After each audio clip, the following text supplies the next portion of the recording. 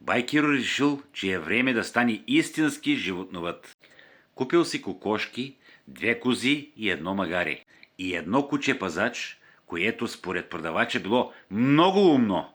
Още първата седмица обаче жена му Цонка почнала да мрънка. Киро, нещо се чеша. От нерви, ама. Не е от нерви. И ти се чешеш. И наистина Киро по цял ден се дере по врата като мечка в гора.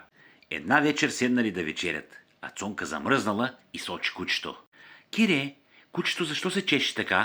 Кучето се търкаля по земята, рита с крака и скимти. Магарето също се чеши в оградата и толкова силно, че съборило 2 дъски. Козите скачат като обезумели, а кокошките изглеждали все едно танцуват кючек. Цонка прошепнала: да не са въшки. Киро се изсмял: хайде бе, на магари въшки. Точно в този момент нещо му пропълзяло по врата. Той замръзнал, бавно бръкнал под шапката и извадил една малка въшка. И очите му станали огромни. Леле, Цонке, ние сме нападнати. След половин час в двора настанал хаос. Киро гони кучето с леген вода. Кучето бяга. Козите скачат върху магарито. Магарито пък реве като сирена. А кокошките летят из двора като пернати ракети. Цонка крещи: хвани магарито! Как да го хванама? Той е по-бързо от мен. По едно време магарито се засилило и минало през простора.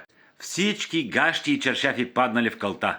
Цонка така се ядосала, че грабнала метлата и почнала да налага Киро. Казахте да ни купуваш тези животни от оня съмнителен пазар. Киро се пази и вика: остави ме, ма, въшките ме ядат, ти ме биеш. Съседа бай Пеню надникнал през оградата. Какво става тук, бе?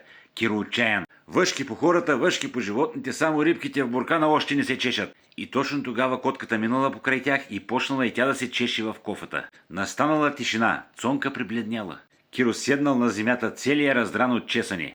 Погледнал към небето и казал: Господи, ако и рибките започнат да се чешат, паля къщата и бягам в гората.